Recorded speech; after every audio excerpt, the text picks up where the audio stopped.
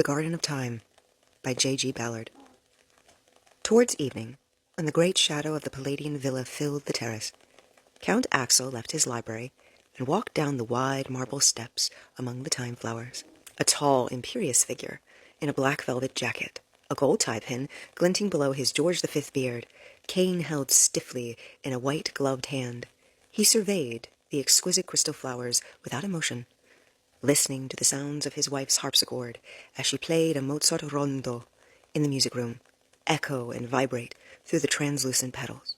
The garden of the villa extended for some 200 yards below the terrace, sloping down to a miniature lake spanned by a white bridge, a slender pavilion on the opposite bank.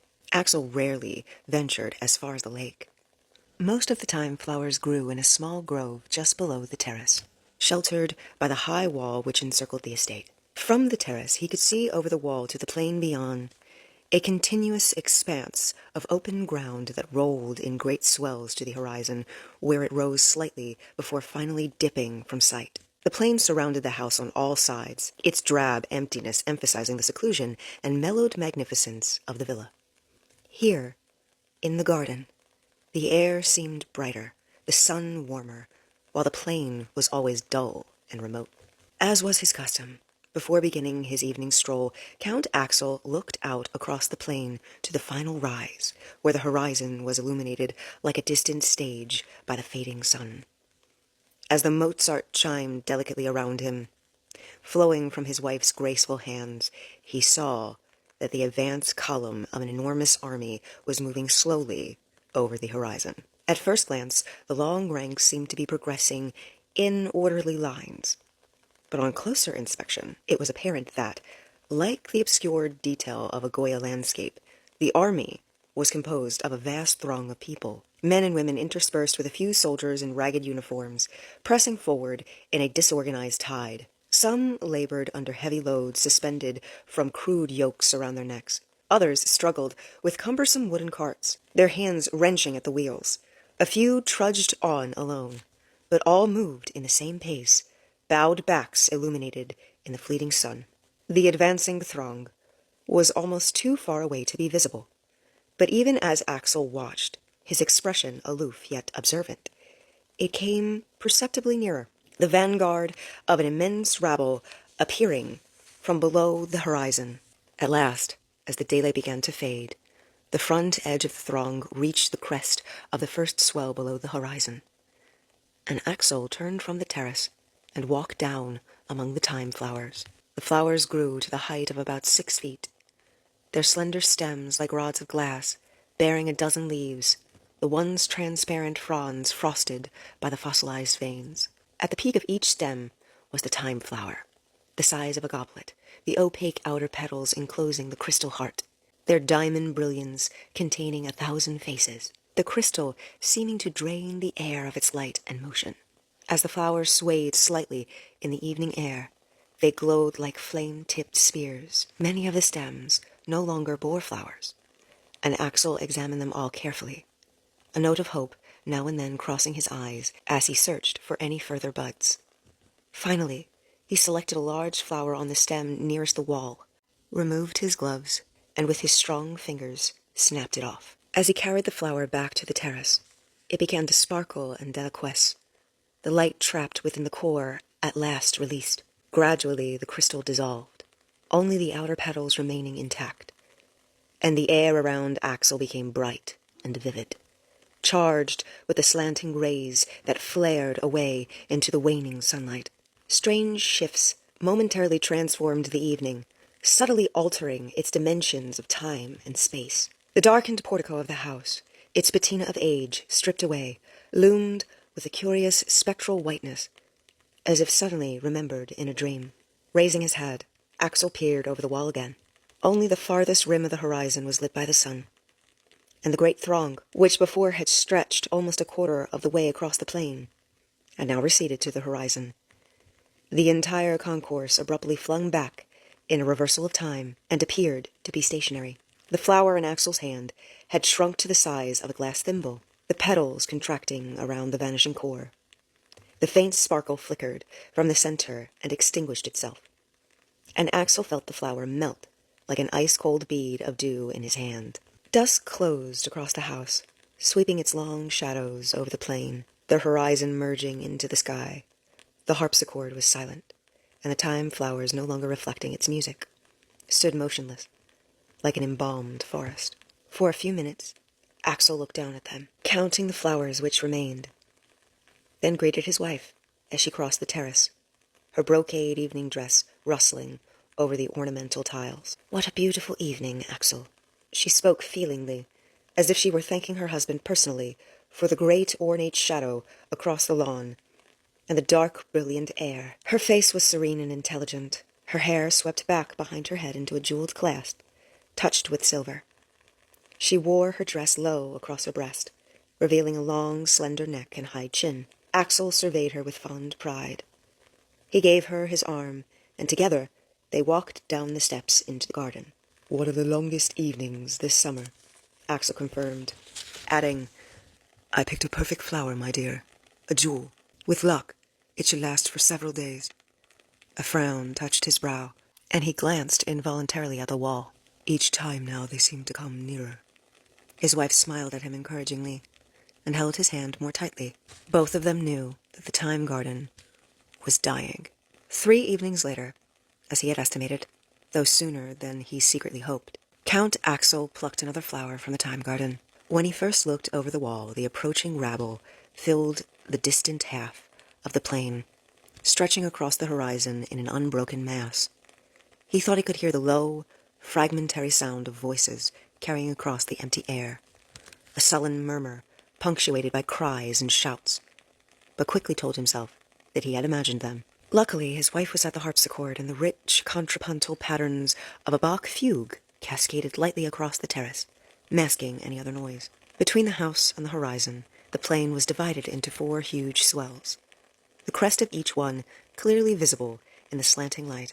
Axel had promised himself that he would never count them, but the number was too small to remain unobserved, particularly when it so obviously marked the progress of the advancing army.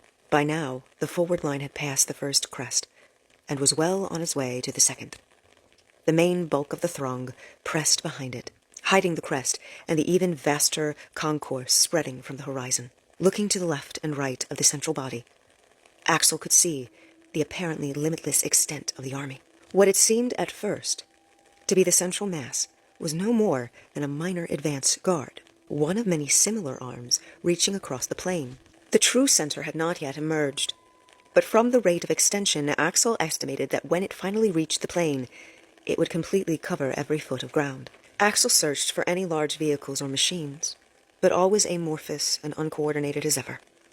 There were no banners or flags, no mascots or pike-bearers. Heads bowed, the multitude pressed on, unaware of the sky. Suddenly, just before Axel turned away, the forward edge of the throng appeared on the top of the second crest, and swarmed down across the plain. What astounded Axel was the incredible distance it had covered while out of sight. The figures were now twice the size, each one clearly within sight.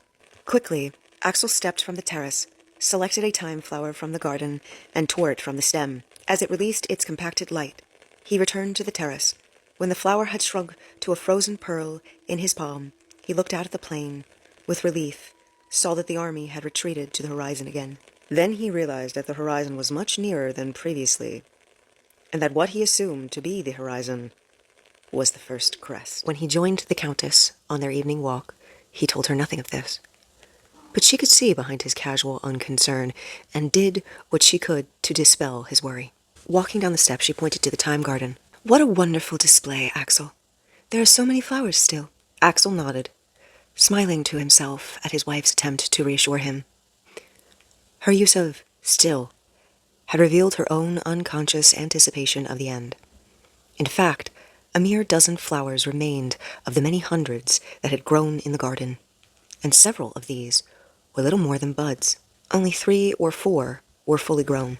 As they walked down to the lake, the Countess's dress rustling across the cool turf, he tried to decide whether to pick the larger flowers first, or leave them to the end. Strictly, it would be better to give the smaller flowers additional time to grow and mature, and this advantage would be lost if he had retained the larger flowers to the end, as he wished to do, for the final repulse.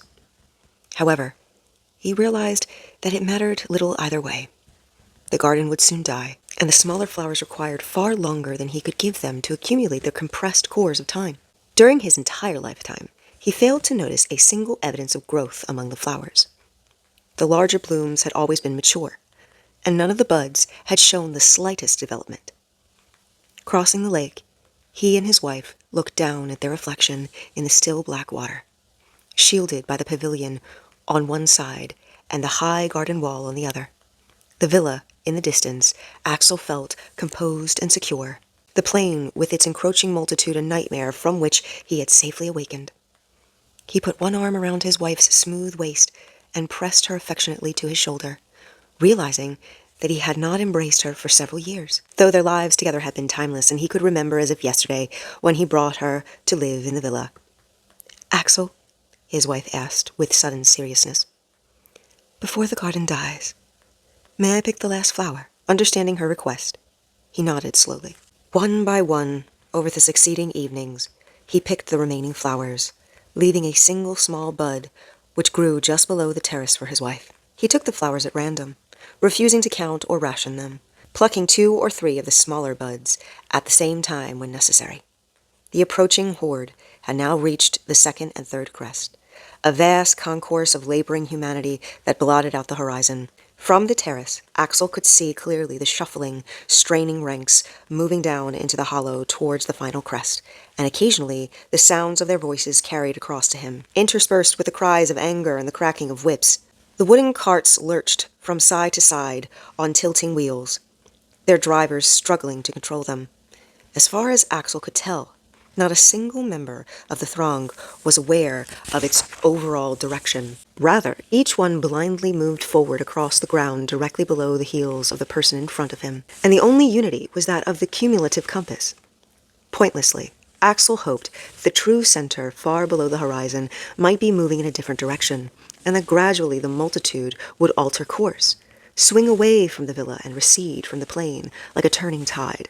On the last evening but one, as he plucked the thyme flower, the forward edge of the rabble had reached the third crest, and was swarming past it. While he waited for the Countess, Axel looked at the 2 flowers left, both small buds, which would carry them back through only a few minutes of the next evening. The glass stems of the dead flowers reared up stiffly into the air, but the whole garden had lost its bloom. Axel passed the next morning quietly in his library, sealing the rarer of his manuscripts into the glass-topped cases between the galleries. He walked slowly down to the portrait corridor, polishing each of the pictures carefully, then tidied his desk and locked the door behind him.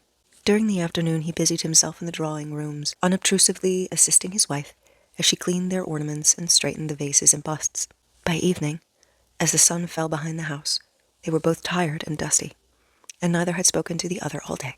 When his wife moved towards the music room, Axel called her back. "Tonight, we will pick the flowers together, my dear," he said to her evenly. "One for each of us." He peered only briefly over the wall. They could hear, less than half a mile away, the great dull roar of the ragged army, the ring of iron and lash, pressing on towards the house. Quickly, Axel plucked his flower, a bud no bigger than a sapphire. As it flickered softly, the tumult outside momentarily receded, then began to gather again. Shutting his ears to the clamor, Axel looked around at the villa, counting the 6 columns in the portico, then gazed out across the lawn at the silver disk of the lake, its bowl reflecting the last evening light, and the shadows moving between the tall trees, lengthening across the crisp turf. He lingered over the bridge, where he and his wife had stood arm in arm for so many summers. "Axel!" The tumult outside roared into the air. 1,000 voices bellowed only 20 or 30 yards away. A stone flew over the wall and landed among the thyme flowers, snapping several of the brittle stems. The Countess ran towards him as a further barrage rattled along the wall. Then a heavy tile whirled through the air over their heads and crashed into one of the conservatory windows. "Axel!" He put his arms around her, straightening his silk cravat when her shoulder brushed it between his lapels. "Quickly, my dear, the last flower." He led her down the steps and through the garden. Taking the stem between her jeweled fingers, she snapped it cleanly, then cradled it within her palms. For a moment the tumult lessened slightly, and Axel collected himself. In the vivid light sparkling from the flower, he saw his wife's white, frightened eyes. Hold it as long as you can, my dear, until the last grain dies. Together they stood on the terrace. The Countess clasped the brilliant dying jewel, the air closing in upon them as the voices outside mounted again, the mob battering at the heavy iron gates, and the whole villa shook with the impact. While the final glimmer of light sped away, the Countess raised her palms to the air, as if releasing an invisible bird, then, in a final access of courage, put her hands in her husband's, her smile as radiant as the vanished flower. "Oh, Axel," she cried. Like a sword, the darkness swooped down across them. Heaving and swearing, the outer edges of the mob reached the knee-high remains of the wall enclosing the ruined estate, hauled their carts over it, and along the dry ruts of what once had been an ornate drive. The ruin, formerly a spacious villa, barely interrupted the ceaseless tide of humanity. The lake was empty, fallen trees rotting at its bottom, an old bridge rusting into it. Weeds flourished among the long grass in the lawn, overrunning the ornamental pathways and carved stone screens. Much of the terrace had crumbled, and the main section of the mob cut straight across the lawn, bypassing the gutted villa. But one or two of the more curious climbed up and searched among the shell. The doors had rotted from their hinges, and the floors had fallen through. In the music room, an ancient harpsichord had been chopped into firewood, but a few keys still lay among the dust, and the books had been toppled from the shelves in the library. The canvases had been slashed, and gilt frames littered the floor. As the main body of the mob reached the house, it began to cross the wall at all points along its length. Jostled together, the people stumbled into the dry lake, swarmed over the terrace, and pressed through the house towards the open doors on the north side. One area alone withstood the endless wave. Just below the terrace, between the wrecked balcony and the wall, was a dense, 6-foot-high growth of heavy thorn bushes, where 2 stone statues stood side by side, gazing out over the grounds from their protected vantage point. The larger of the figures was the effigy of a bearded man in a high-collared jacket, a cane under one arm. Beside him was a woman in an elaborate full-skirted dress, her slim, serene face unmarked by the wind and rain. In her left hand, she lightly clasped a single rose, the delicately formed petals so thin as to be almost transparent. As the sun died away behind the house, a single ray of light glanced through a shattered cornice and struck the rose, reflected off the whirl of the petals onto the statues, lighting up the gray stone so that for a fleeting moment it was indistinguishable from the long-vanished flesh of the statue's originals.